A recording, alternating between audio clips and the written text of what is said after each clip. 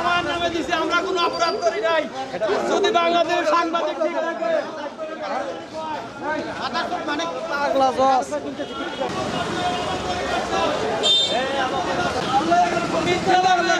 Police আমার জীবন শেষ করে দিছে।